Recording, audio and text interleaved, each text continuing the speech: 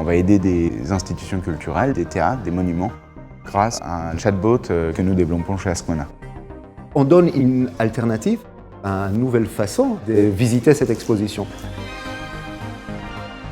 La conversation, c'est le facteur clé pour pouvoir engager du lien. Il y a des conversations partout dans les musées. Depuis qu'on a vu arriver les réseaux sociaux, la question donc des dialogues pour engager avec le public fait partie de cet effort de rendre les relations plus personnelles, donc plus pertinentes.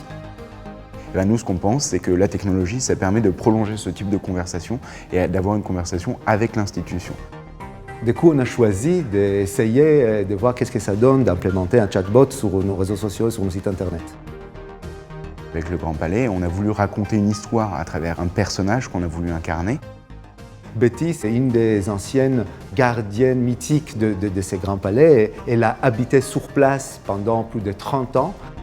On a sorti Ask Betty, le chatbot du Grand Palais. On a commencé sur un volet qui est vraiment de l'information pratique. Les horaires d'ouverture, billetterie, différents types d'offres.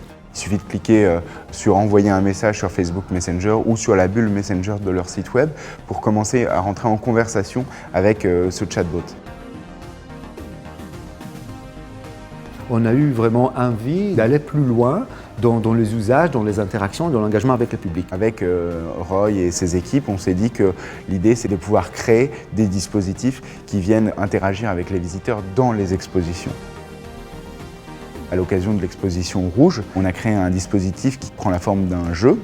Donc, quel type de révolutionnaire êtes-vous? Et puis ensuite, dans la visite, on a mis en place un dispositif de reconnaissance visuelle où vous prenez en photo les œuvres d'art et le chatbot va venir vous donner de l'information. D'une certaine manière, c'est une façon de poser des questions aux œuvres d'art pour avoir leurs secrets. On a vu tout de suite comme quoi le public s'approprie cet outil. À l'été 2019, il y a à peu près 20 000 personnes qui utilisent ce dispositif. Et on va continuer de tester, on va continuer d'apprendre et en même temps, on implémente des choses au fur et à mesure. Avec le Grand Palais, on a co-construit nos solutions et à chaque fois qu'on vient rencontrer une institution, on invente de nouvelles choses. Comment, à partir des expérimentations qu'on fait aujourd'hui, on puisse aller encore plus loin dans cet accompagnement.